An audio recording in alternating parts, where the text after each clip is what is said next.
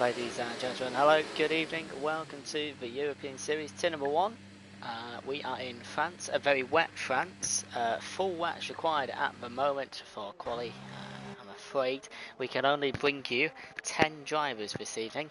I'm sure that will be hopefully looked at by the crew and make sure we have the drivers in the league that are willing to race as much as every week as they possibly can, but we are here with 10, and as long as everyone finishes, they'll be getting a point this evening. Very wet for qualifying. I'm just waiting for an update on the race. We'll take you on a lap of France where line in a little bit, and we'll take you through the driver's standings, constructor standings. There's no penalties for any of the drivers here, and yeah, we'll see what happens later. I'm just trying to get an inside source of weather in the race, which of course we'd like to know. It's probably dry, to be fair, but we'll see. Last time I did French race, I had a full grid with another league, ended with 14. We had 2 safety cars, and for a circuit that looked pretty basic and dull on the outside, when confronted with a racing situation, it can open up a little bit and bring you some cool stuff. Race is clear, so there's the information you need on that. Right, let's go on board with Jordi in this heavy rain, see how he's coping, and let's take you on a lap of Paul Ricard. So start finish straight, no DRS of course in the rain, but normally you would have one. Quite a decent straight. Want to be careful of the pit lane just coming out your right hand side. Cars do get in each other's way. Turn 1 is a tricky left hander and a tricky right hander where you can lose a lot of time if you go too far on the curb. Down to turn degrees to the right here, and left turn for 4. Oh, nice trees. And turn number 5, sharp right hander. Turn number 6, definitely not flat out in the full wets. Joins number 7 as Jordi struggles in the conditions, and then we've got our second main straight, which would normally have a DRS zone, but at the moment it doesn't. So left hand turn for turn number 8, right hand turn for turn number 9, and then we go back on to another fast paced section. I love the way the Toro Rosso colours match the tyre. Turn number 10 is this right hander, normally flat out. I'm guessing here, definitely not.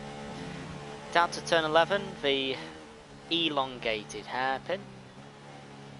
See many different lines through that in these conditions. Turn number 12 is about 150 degrees.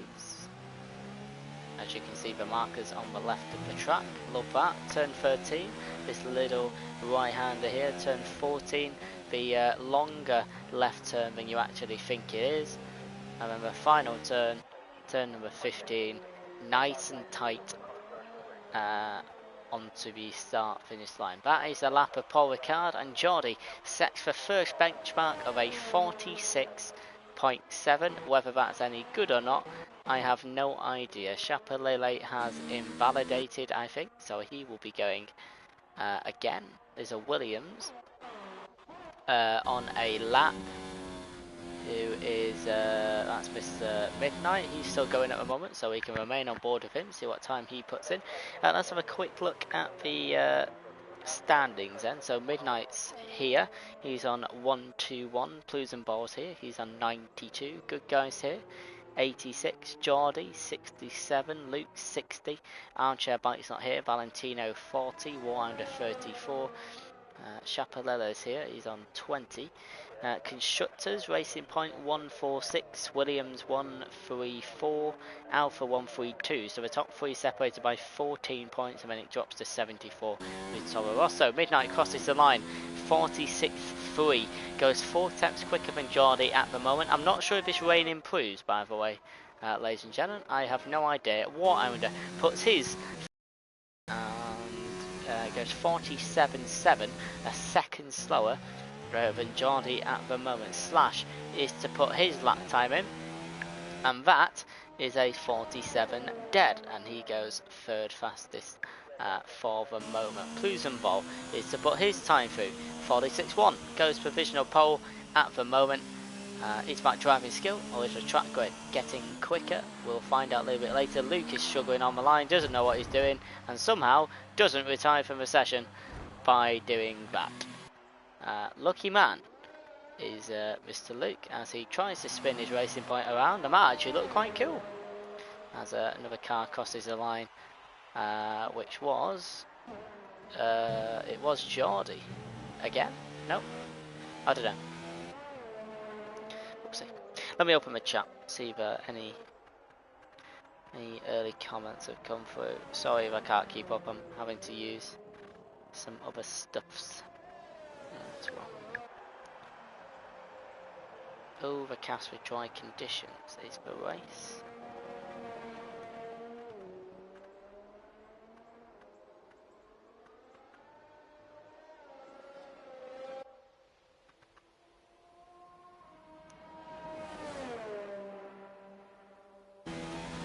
Uh, 11 minutes of qualifying to go. Geordie is on a lap, so we might as well remain on board unless someone's a little bit closer to the line. Oh, okay. Warhounders attempted another lap. Comes through turn number 15, and let's see if he can improve on his time. 47.7 to improve, and he does not improve. He goes slower by 7 tenths at the moment. Geordie is 2 tenths quicker on his time, but he's got the hardest sector left to do in these conditions, and a lot of these drivers will be on a medium traction as well, so very, very difficult to get that power down early. I've actually only just gone to medium traction at the moment, and I'm still getting used to it in light rain, let alone heavy rain, as he struggles to maintain that rear end stability. Comes through the line. Has he improved on a 46.7? He goes 46.4. Stays third fastest, but closes that gap to the top two a little bit. Warhounder is half a second up on his time apparently. Whether that's true or not, I don't know, but if he keeps it up, it's probably not a bad effort. And we'll see. So he's out down to turn number 10 in his Renault. That rain looks to get a little bit lighter. Is the rain slowing down a little bit, becoming a little bit lighter towards the end of the session? Will it be a mad end session rush as the Renault nearly loses his back end through turn number 11? We've had half a time, and Plusenball in the Alpha is your provisional pole sitter at the moment as he struggles out of turn 12. Does Warhounder. Cheeky lock up on the front left tyre. Let's see if he can improve on his time. Round the final corner, looked very slow and tentative, but it was the connection on my end for that situation. Crosses the line and goes 3 tenths quicker, but can't change his position. Valentino had a bit of an incident down to turn 11. His lap was invalidated, and he's going to get himself ready. He's put the intermediate tyres on, so as you can see on your screen, the rain droplets have decreased a tiny bit, so the track will be getting quicker, and this qualifying session might be a case of who can put their lap time in the quickest at the end of the session. Oh, sorry, who can go out the longest.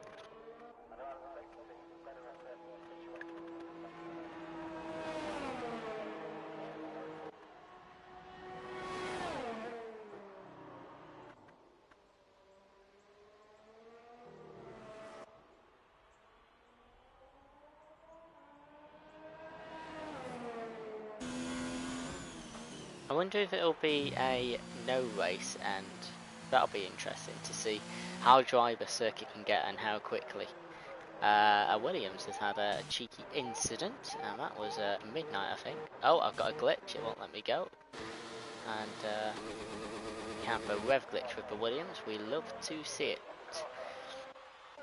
Plusenball has fitted the inters in the pits, he'll be coming out soon. Alfa Romeo Valentino facing the wrong way on the straight, which is interesting. Yeah, cool. Chapelele is now on the Inters. Never mind.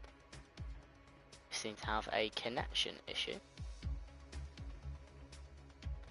which is not fantastic, ladies and gentlemen, but I'll try and get back in. If I can't get back in, the drivers are in trouble.